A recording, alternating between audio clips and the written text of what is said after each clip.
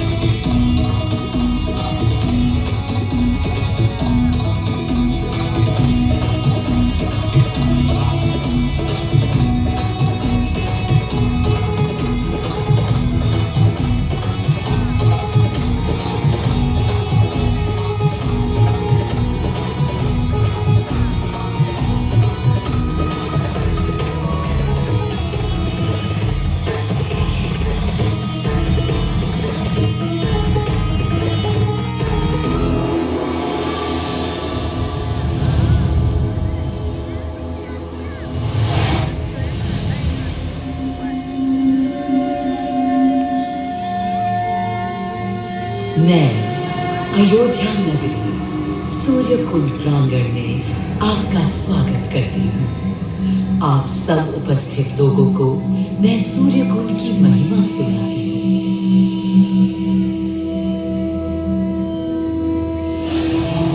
भारत की मिट्टी अनेकों दिव्य आत्माओं की जन्मस्थली है, पर आज मैं आपको कथा सुनाऊंगी भगवान विष्णु के उस अवतार की जिनके अवतरण से मैं पागल हो गई सदा सदा के लिए।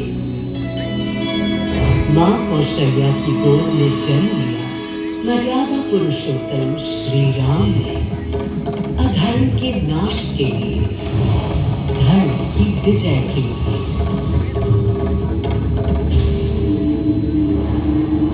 किंतु उन्हें अयोध्या त्याग 14 वर्ष के वनवास पर जाना पड़ा। पुनः वो घड़ी आई जब सीता माता के साथ उनका पुनः आगमन अयोध्या में हुआ। हर्ष था चाहे हो और उल्लास था हर दिशा में।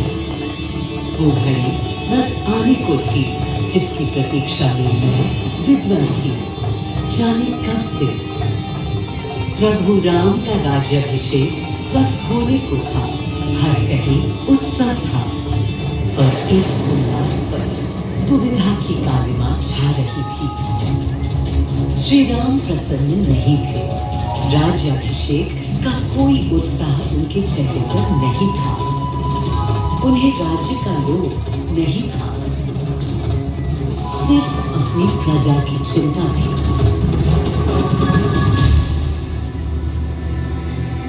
सबके मन में एक ही प्रश्न था, कौन हल कर सकेगा श्री राम की इस दुविधा को, मिटा सकेगा इस अंधकार को, किसके तेज से छट जाएगी ये क्रांति।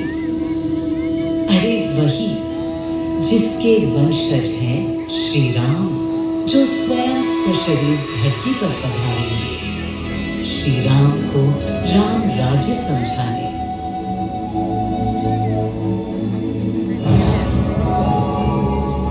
ये गाथा उस शक्ति पुंज की है जो पृथ्वी पर जीवन और सृष्टि का केंद्र था, है और रहेगा।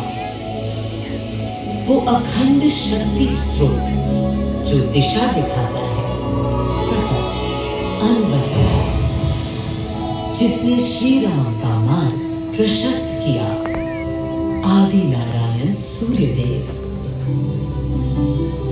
अयोध्या वासियों को भी प्रभु श्री राम की इस दुविधा का आभास होने लगा था। देखा क्या? तुमने देखा क्या? कितने सब ऊंचाई से श्री रघुवीर पद की प्रसन्नता या डर निरप होने का ललक या उमंग कोई कुछ भी तो दिखी नहीं। मुकुट सामने रख कितने अधीर थे। वे तो थे अधीर थे, हाँ थोड़े गंभीर थे। सौम्य मुखमंडल पर निर्बलों की पीड़ा थी, दीन दीन असहाय वंचितों का दर्द था। उनके लिए मुकुट अथवा राज सिंहासन वैभव का लोग नहीं। अब कैसे सुखी दिखे जब तक सुखी सारे लोग नहीं। तब दिशा निर्देशन के लिए श्री राम ने स्वयं सूर्यदेव का स्मरण किया। श्री राम सूर्यदेव का आह्वान करने लगे। क्लांत मन से उन्होंने अपने पितामह को याद किया। मन असमंजस में था उनका। कर्तव्य की सही दिशा उन्हें सूझ नहीं रही थी। क्या उचित है प्रजा के लिए, उनके लिए, वंश के लिए, धर्म के लिए, शांति के लिए, इसी परामर्श के लिए अंतर्मन से उन्होंने सूर्यदेव को पुकारा।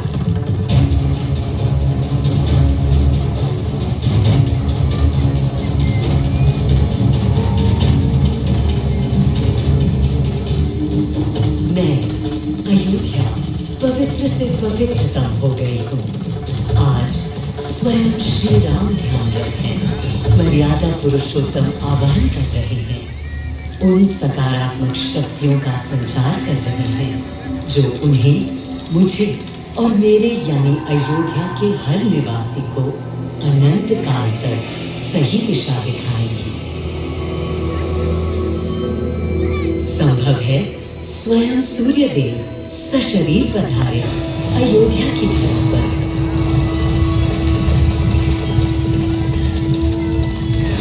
और देखो, श्री सूर्यदेव आने को हैं।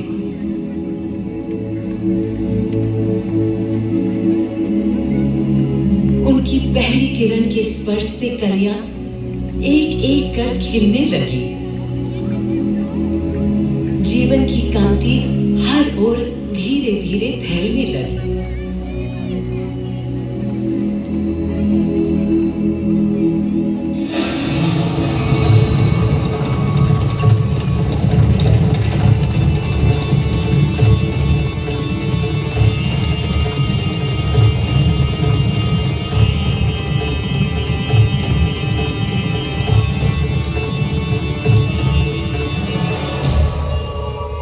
कितना अनोखा दिन है।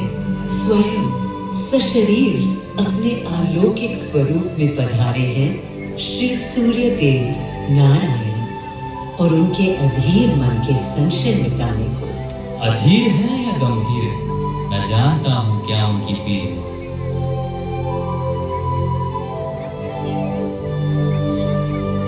माँ कौशल्या को प्रणाम। कहाँ है राम? अरे भूलूं ये बात कि कौन बड़ा है। आज्ञा हो तो आपके चरण छूं। अरे नहीं नहीं, ये क्या करते हैं आदि पुरुष?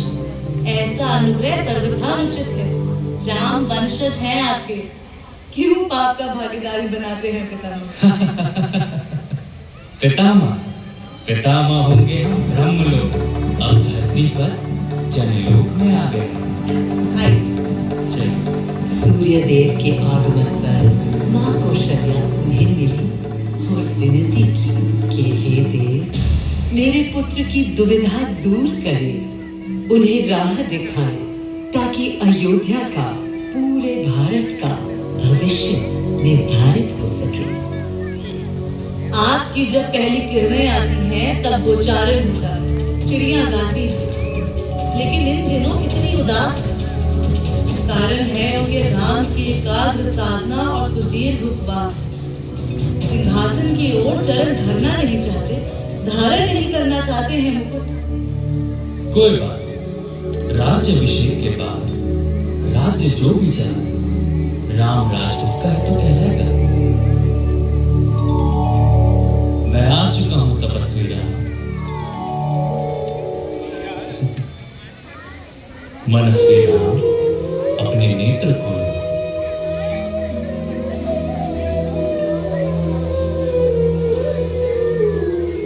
प्रणाम पितामह, प्रणाम। प्रणाम मेरे राम, प्रणाम। पितामह, राम राज्य क्या है? राम स्वयं पूछ रहे हैं कि राम राज्य क्या है। पुनः नया प्रश्न है। अभी तो आप कह रहे थे जो भी मैं कह चलाएगा। रहा था कि राम राज्य में राम के लिए भी विधान होंगे। आदिदेव, कुछ अनुमान तो मुझे है, लेकिन अब आप बताइए क्या विधान है।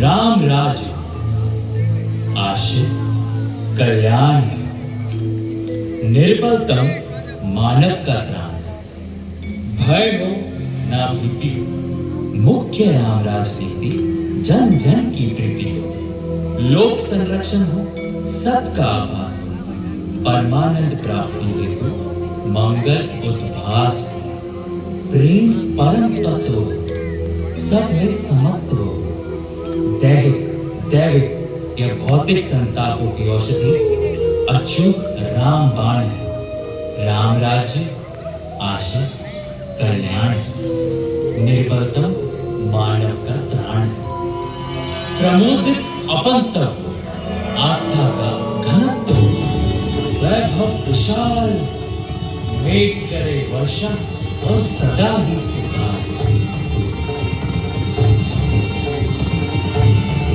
दिशाएं सब मस्त, जनपद वे स्वस्थ, उपद्रव ना हो और ना कोई आतंक हो, कोई नहीं रंग हो, सुख ही सुख शांत, प्रेम योग धन मूल प्राण, राम राज आशय कल्याण। मां कौशल्या, अभी ये मुकुट मात्र सोने का है। मैं इस मुकुट को राम के साथ सदा उपस्थित होने का बना देता हूं।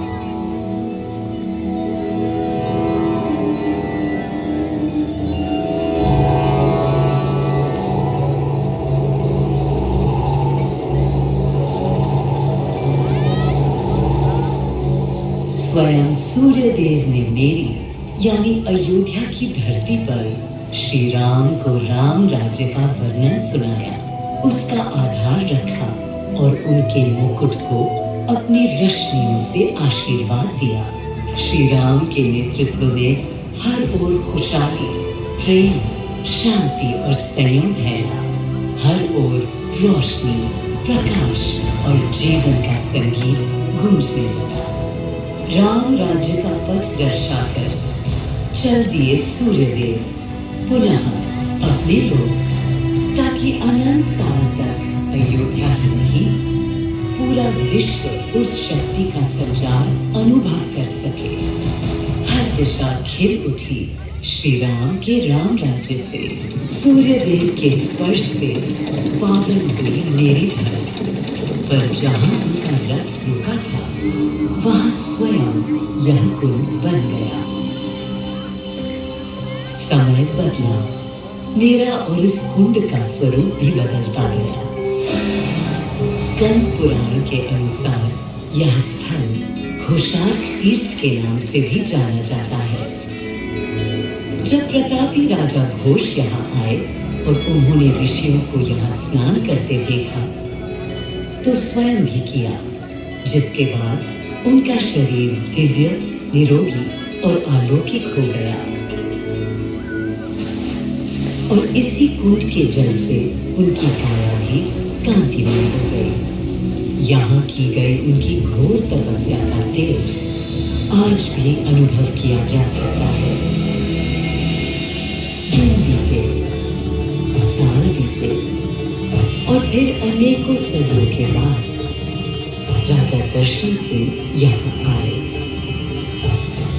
यही तपस्या करने के बाद उन्होंने यहाँ सूर्य मंदिर, कुंड और चारों ओर घाट का निर्माण कराया, जिससे यहाँ की प्रजा भी इस अलौकिक कुंड का लाभ उठा सके। सूर्य देव के महात्म्य से मैं अयोध्या और तेजमय हो गई और इसका प्रमाण इस सूर्य कुंड और समीप स्थित गरिमा में सूर्य मंदिर से स्थापित हो जाता है।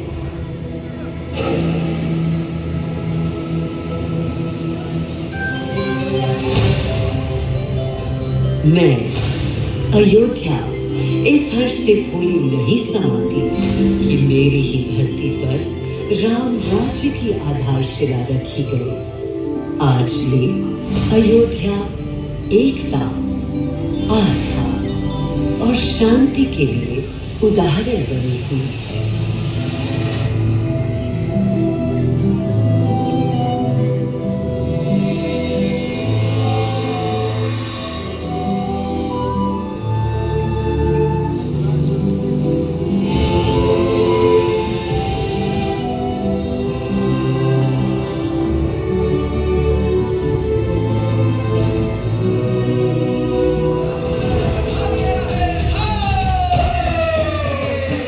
विजय